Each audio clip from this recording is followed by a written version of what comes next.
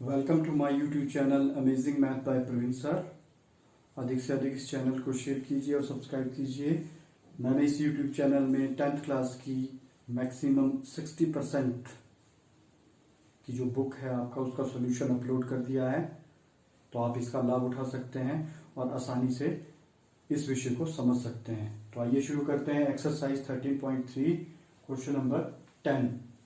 देखिए, इस क्वेश्चन में आपको दे रखा है कि एक गोले को बेलन जिसकी त्रिज्या दी हुई है दोनों की, कि एक गोले को आपको मेल्ट करके पिघलाकर एक बेलन में डाला जाता है। तो बेलन की ऊंचाई ज्ञात करनी है आपने।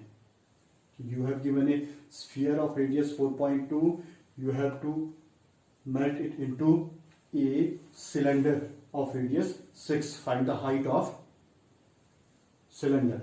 तो देखिए, गोले की त्रिज्या दी है r है 4.2 centimetre, that is radius of sphere, small r ले लिया हमने इसे।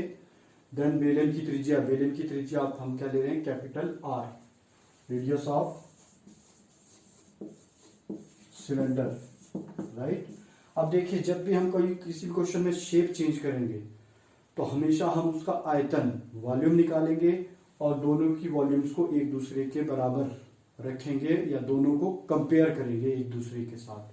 तो पहले हम गोले का आयतन फिर बेलन का आयतन निकालेंगे और दोनों को एक दूसरे के बराबर लिख के आंसर आ जाएगा कि we will find the volume of both sphere and cylinder. तो देखिए, गोले का आयतन इसे हम ले लेंगे V1, volume of sphere, this is V1।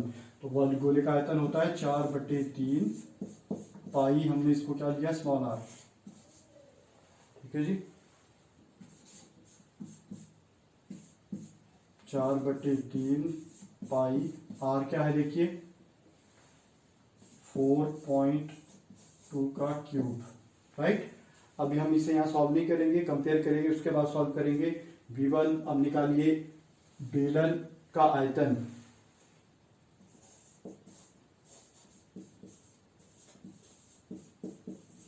बेलन का आयतन V2, volume of cylinder, right. देखिए होती है पाई r, हमने कैपिटल लिया है इसको तो इस तरह लिखेंगे, रेडियस हम कैपिटल ले रहे हैं इसका, तो पाई r² h, वैल्यू पुटअप कीजिए, रेडियस पाई r है 6² और h। अब इन दोनों को कंपेयर करेंगे। Now according to question V1 is equal to, according to question, प्रश्नानुसार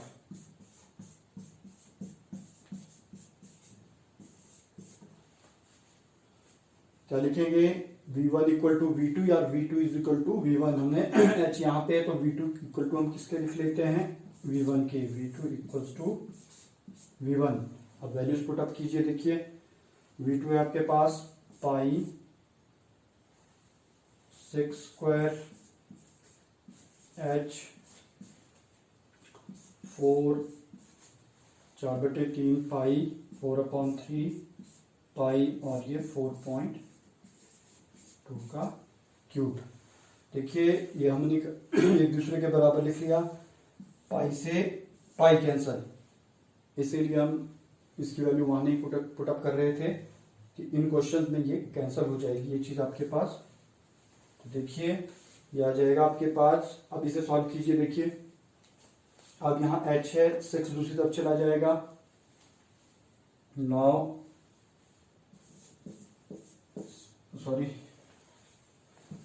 6² upon में चला जाएगा, h इज इक्वल टू 4/3, 4.2 कितनी बार लिखना है आपने, 3 बार, और अपॉन में देखिए 6² तो 2 बार 6 आएगा, राइट। ये 3 बार 4.2 और अपॉन में 6 स्क्वायर 2 टाइम्स। अब इसे कैंसिल कीजिए, 6 7 जा तो 0.7, 14 3 जा, और ये देखिए 6 से कट गया 42, 6 7 जा 7 6 42 और 14 थी ये 42। अब देखिए आपके पास h 14 चौके 56, एक अंक के बाद दशमलव, इन दोनों को गुना किया हमने, फिर 7 को 7 से कीजिए, 7 7 जा 49, 7 7 49, दो अंकों के बाद दशमलव लगेगा, ठीक है जी। और अब इसे आप मल्टीप्लाई करेंगे तो इसे मल्टीप्लाई कीजिए, कहीं पे भी कर लीजिए, देखिए 49 से 9 छक्के 54, 5 बज गए 9 पंजे 45 और 5 50, 6 चौके 24, 2 5 चौके 20 और 2 22, 4 4 ये आ रहा है। तो देखिए ये, और 1 2 3 डिजिट के बाद 3 अंकों के बाद दशमलव, तो दशमलव लगेगा यहाँ। तो ये है इसका आंसर, ये है बेलन की ऊंचाई, हाइट ऑफ सिलेंडर। तो इस तरह करेंगे क्वेश्चन नंबर फर्स्ट। देखिए क्वेश्चन नंबर 2 एक्सरसाइज 13.3। इस क्वेश्चन में आपको दिया गया है कि 3 गोले दिए गए हैं जिनकी त्रिज्याएं 6 8 व 10 हैं, उनको पिघलाकर एक बड़ा गोला बनाया जाता है, उसकी त्रिज्या आपने ज्ञात करनी है। You have given A metal spheres, 3 metal spheres of radius 6 8 and 10. When we melt these 3 to form a new bigger sphere, you have to find the radius of that bigger sphere. तो उसके लिए देखिए हम क्या करेंगे, तीनों की volume, पहले एक का आयतन, दूसरे का, फिर तीसरे का निकालेंगे, फिर उसको तीनों का जो जोड़ है वो चौथे के बराबर लिखेंगे, वहां से हमारे पास जो सबसे बड़ा गोला बना होगा उसकी त्रिज्या आ जाएगी। तो देखिए उसके लिए क्या करेंगे, यदि पहले गोले की त्रिज्या 6 सेंटीमीटर हो तो आयतन V1, ये फार्मूला लगेगा 4/3 pi R cube. If the radius of first sphere is 6 centimetre then volume, यही है आर की वैल्यू हमने क्या रखी फर्स्ट पे 6 सेंटीमीटर। अभी हम इसे यहाँ सॉल्व नहीं करेंगे, क्योंकि अगर यहाँ सॉल्व करेंगे तो ये लेंथी कैलकुलेशन हो जाएगी, इसको लास्ट में सॉल्व करेंगे हम, जिससे आपकी कैलकुलेशन छोटी रहेगी, आपको आसानी रहेगी करने में। फिर है, अब मैं इसी को चेंज कर रहा हूँ, इसी तरह आपने पहला, दूसरा और तीसरा लिखना है, जहाँ ये इंग्लिश और हिंदी, जहाँ पे आप फर्स्ट या सेकंड या थर्ड आ जाएगा। यदि दूसरे गोले की त्रिज्या 8 सेंटीमीटर है तो आयतन, if the radius of second sphere is 8 centimetre, तो V2 लेंगे उसको, और 4/3 पाई 8 का क्यूब। फिर इंग्लिश वाले इसी तरह लिखेंगे, फिर तीसरे का, इधर यदि तीसरे गोले की त्रिज्या कितनी है 10 सेंटीमीटर, तो उसको हम लेंगे V3। ये आ गया जी देखिए आपके पास, राइट। आप देखिए अकॉर्डिंग टू क्वेश्चन, इसको प्रश्नानुसार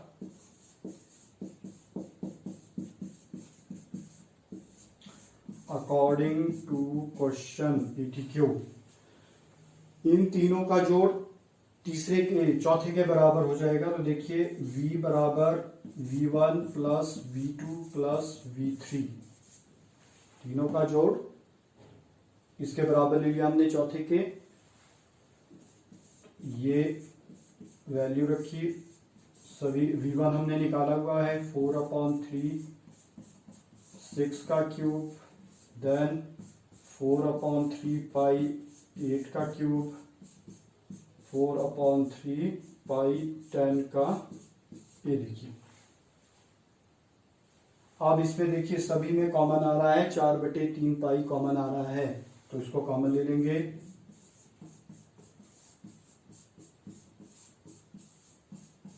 ये देखिए यहां बच गया 6 का क्यूब, 8 का क्यूब और 10 का, ये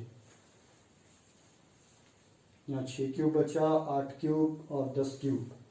अब देखिए क्या कैंसिल हो रहा है, दोनों तरफ ये चीज आ रही है, इधर भी ले जा सकते हैं, इसको अपॉन में जाएगा, जैसे यहाँ गुणा कर रहा है तो भाग करेगा, तो लेकिन हम इस तरह भी काट सकते हैं, ये इससे पूरी रकम कैंसिल। यहाँ आर क्यूब बच गया, आर क्यूब बराबर 6 का क्यूब, 6 को 3 बार 6 36, 36 गुना 6 216, 8 का 8 64, 64 को 8 से 512, और ये 10 का क्यूब 1000। तो आपके पास, अब देखिए इसे सॉल्व कीजिए, आर क्यूब बराबर आ गया, इनको जोड़ेंगे 1728, 1728, इनको जोड़ के आ रहा है। अब देखिए क्यूब दूसरी तरफ जाके क्यूब रूट बन जाएगा। अब 1728, देखो किसको 3 बार, इसके आप गुणनखंड भी निकाल सकते हो अलग से, चलो छोटी रकम में इतनी याद भी होनी चाहिए इतनी, तो 12 का क्यूब है ये। 12 को अगर हम 3 बार गुणा करते हैं, जैसे 12 गुना 12 144, 144 गुना 12 होते हैं 1728, तो ये किसका क्यूब है, 12 का।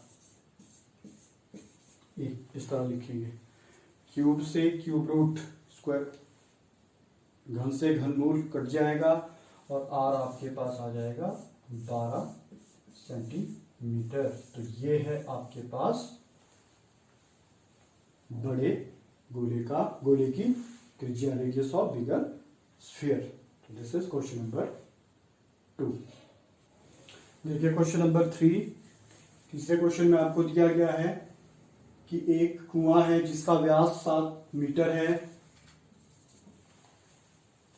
उसको खोदकर उसमें से मिट्टी निकाली जाती है, उस मिट्टी को फैला के एक चबूतरा बनाया जाता है, एम्बैंकमेंट बनाई जाती है, जिसकी हाइट आपने ज्ञात करनी है। You have given a well of diameter 7 and height 20,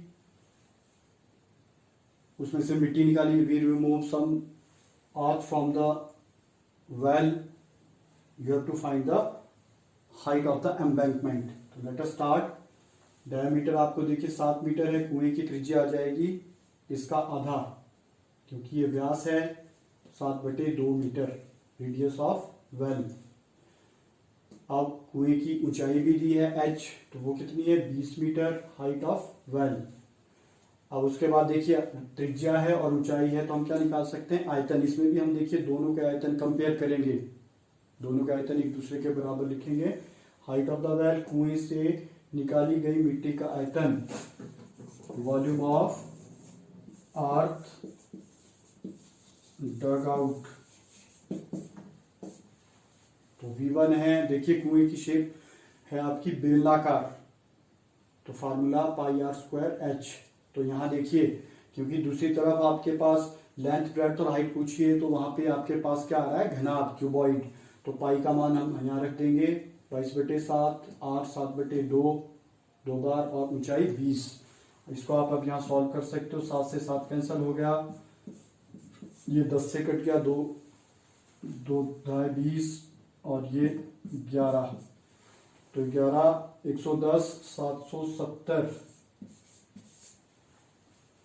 ये आपके पास मीटर क्यूब क्या आ गया, आयतन इसका V1, दिस इज V1। अब उसी तरह चबूतरे की लंबाई दी है 22, हाइट ऑफ एम्बैंकमेंट, जो जिसकी हमने ऊंचाई ज्ञात करनी है, वही मिट्टी फैला के इसको बनाया गया है, और फिर उसकी चबूतरे की चौड़ाई, ब्रेड्थ ऑफ एम्बैंकमेंट 14 सेंटीमीटर। तो वॉल्यूम ऑफ अर्थ, चबूतरे में मिट्टी का आयतन, चबूतरे में मिट्टी का आयतन क्या है, इसको हम V2 ले लेंगे। देखिए अब इसमें फार्मूला लगेगा L × B × H, volume of earth in embankment, ये जो यहाँ पे हमने लिखी स्पेलिंग यहाँ है। तो V2 आ गया, वैल्यूज पुट अप कीजिए, कितनी है देखिए, L है हमारे पास 22 × 14 × H। आप इन दोनों को एक दूसरे के बराबर कंपेयर किया जाएगा इन दोनों को। तो देखिए अकॉर्डिंग टू क्वेश्चन, प्रश्नानुसार